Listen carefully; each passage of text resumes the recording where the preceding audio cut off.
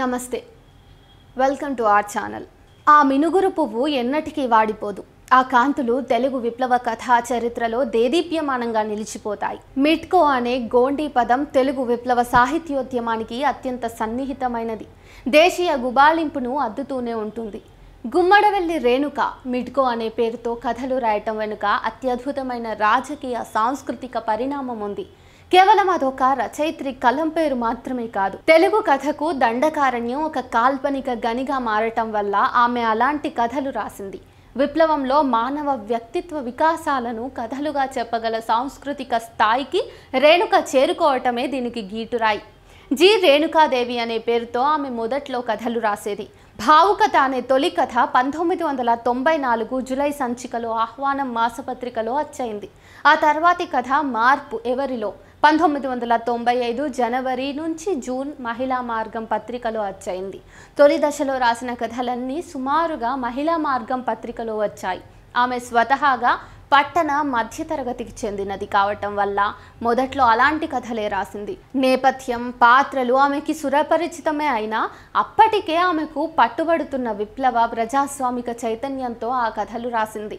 ఆ తర్వాత కార్యరంగం పట్టణ మహిళా ఉద్యమం నుంచి అజ్ఞాత విప్లవోద్యమం దాకా విస్తరించింది. దీనితో ఆమె కథా వస్తువు కూడా మారిపోయింది. విప్లవాన్ని అర్థం చేసుకునే తీరు కూడా మారింది. మిట్కో అనగానే గుర్తుకు వచ్చే మెట్ల మీద అనే కథ కూడా ఆమె తొలి దశలోనే రాసింది. అప్పటికే విప్లవాన్ని ఒక సుదీర్ఘమైన విలువల క్రమంగా స్వీకరించింది. అలుపెరగని ఆచరణగా అర్థం చేసుకుంది. 2001 సెప్టెంబర్ అక్టోబర్ అరుణతార సంచికలో ఈ కథ అచ్చయింది. 2005లో విప్లవోద్యమంలోకి వెళ్ళాక మిట్కోగా మారిపోయింది. ఈ రెండో దశ మిట్కో కథలకు ఒక చారిత్రక ప్రాధాన్యత ఉన్నది. అది తెలుగు కథా చరిత్రకు సంబంధించిందే కాదు, మొత్తంగా విప్లవోద్యమానికి సంబంధించింది కూడా.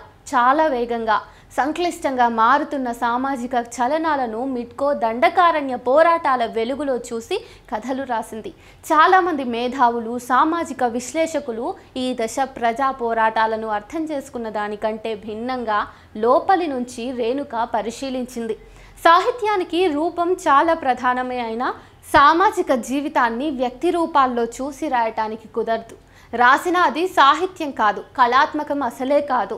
వ్యక్తమవుతున్న జీవితం వెనుక అవ్యక్తంగా ఉన్న వాస్తవికతను ఎత్తి చూపడమే సాహిత్యం పని అని గ్రహించింది. జీవితంలో, పోరాటంలో ఉండగల అవ్యక్త శక్తిని వెలికి తీయడానికి సాహిత్యాన్ని మించిన సాధనం లేదు. అందున కథలు, నవలలకు సాటి రాగల ప్రక్రియలు లేవు. మిట్కో 2005 నుంచి ఇప్పటిదాకా అంటే సుమారు 25 ఏళ్లలో రాసిన కథలన్నీ సుమారుగా విప్లవోద్యమం లోపలి పరిణామాలను చిత్రించినవే. దేశ ప్రజలందరి మీద అణచివేత తీవ్రమైన ఈ వర్తమాన యుద్ధ వాతావరణంలో 2025 మార్చి 31న ఆమె తన పాఠకులకు, మిత్రులకు దూరమైపోయింది. ఇది ఆధునిక భారతదేశ చరిత్రలో చాలా కీలకమైన మూల మలుపును సూచిస్తుంది. ఈ పరిణామాలన్నీ 2005లోనే మొదలయ్యాయి. ఒక్క విప్లవోద్యమంలోనే కాదు, సాధారణ మానవ జీవితంలో అంతకంటే ముందు కంటే తీవ్రమైన విధ్వంస రూపాలు అప్పుడే మొదలయ్యాయి. 2014 నాటికి మరింత తీవ్రమయ్యాయి. ఈ పరిణామాలతో నిమిత్తం లేకుండా రేణుక కథలను అర్థం చేసుకోలేం. చాలా సంక్షోభితంగా, నిస్సహాయంగా కనిపిస్తున్న ఈ సంఘర్షణ రూపాలను మాత్రమే చూసిన వారికి ఎందుకు ఇట్లా జరుగుతున్నదో తెలుసుకోవటం చాలా కష్టం. ఇది ఏమవుతుందో అనే సందిగ్ధత వెంటాడుతూ ఉంటుంది. బయటికి స్పష్టంగా కనిపించే ఈ పరిణామాలను మిట్కో కథలుగా విడమర్చి చెప్పింది. అనేక పరిణామాల రూపాలను, సారాన్ని కలిపి కథా ఇతివృత్తాలను ఎంచుకుంది. తీవ్రమైన సంఘర్షణ జరుగుతున్న సమయంలో వచ్చే ఇట్లాంటి సాహిత్యం పాఠకులకు ఎరుకను అందిస్తుంది. మిట్కో రచనలను కేవలం ఒక కథ కోసమే ఎవరూ చదవకపోవచ్చు. అందులో అద్భుతమైన కథ ఉండొచ్చు, దానికి తగిన కథనం కూడా ఉండవచ్చు. కానీ కేవలం ఒకానొక ఘటనను కాల్పనీకరించి కథ చేసి రేణుక సరిపెట్టుకోదు.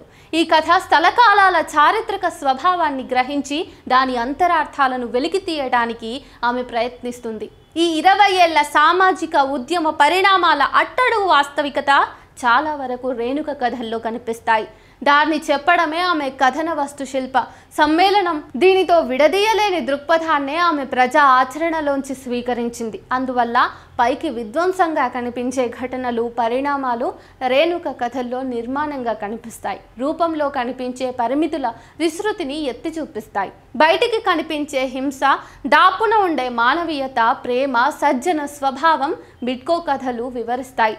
మొత్తం మీద మానవ జీవితంలోని క్రమాలను సంఘర్షణాయుతంగా తీర్చిదిద్దిన కథలు రాసింది మిట్కో. ఇవేవి పాపులర్ మీడియాకు కనిపించకపోవచ్చు, సాధారణ విశ్లేషకులకు లొంగకపోవచ్చు, కానీ మానవ జీవితంలో, విప్లవంలో సాహిత్యం నిర్వహించే పాత్ర తెలిసిన రచయిత్రిగా రేణుక కంటికి కనిపించని ఆవలి విషయాలను చాలా అలవోకగా కథ చేస్తుంది. మిట్కో అనే పదమే దండకారణ్యానికి సంబంధించింది కాబట్టి ఆ సువిశాల ప్రాంతపు పోరాట వికాసాన్నంతా ఆటుపోట్ల మధ్యనే ఆమె కథల్లో చదువుకోవచ్చు. సాల్వాజుడుం, ఆపరేషన్ గ్రీన్ హంట్ కాలాల్లో ఆమె మిట్కోగా మారి ఆ కాలపు కథలను తెలుగు పాఠకులకు అందించింది. రాజకీయ పోరాట ఇతివృత్తాలను ఎన్నుకొన్నప్పటికీ వాటితో సంబంధం లేని పాఠకులు కూడా చదివే ఆసక్తికరమైన శిల్పంలో రాసింది. ముఖ్యంగా తీవ్రమైన రాజకీయ, సైనిక సంఘర్షణలను మానవ సంబంధాల వైపు నుంచి రాయటం వల్ల సగటు పాఠకుల దగ్గరికి కూడా ఆమె తాను ఎంచుకున్న ఇతివృత్తాన్ని చేర్చగలిగింది. ఆమె రాసిన 36 కథల్లో సగం మైదాన ప్రాంత, మధ్యతరగతి, శ్రామిక ప్రజల ఇతివృత్తాలుంటే మిగతావన్నీ యుద్ధకాలపు కథలని చెప్పవచ్చు. 2007లో మెట్ల మీద అనే పేరుతో కథా సంపుటి వచ్చే నాటికే ఆమె కథకురాలిగా తెలుగు పాఠకుల గుర్తింపును పొందారు. అప్పటికే ఆమె దండకారణ్య విప్లవోద్యమంలో భాగమైపోయారు. ఆ తర్వాత రాసిన కథలు ఇటీవల విడుదలైన వియుక్క 6 సంపుటాల్లో భాగమయ్యాయి. 1990లో స్త్రీవాదం గట్టిగా వినిపిస్తున్న రోజుల్లో విప్లవ మహిళా ఉద్యమంలోకి వచ్చిన రేణుక స్త్రీల విముక్తిని మానవాళి విముక్తిలో భాగమని గ్రహించింది. దానికోసం అనేక ఉద్యమాల్ని చేయటమే గాక రచనలు చేసింది.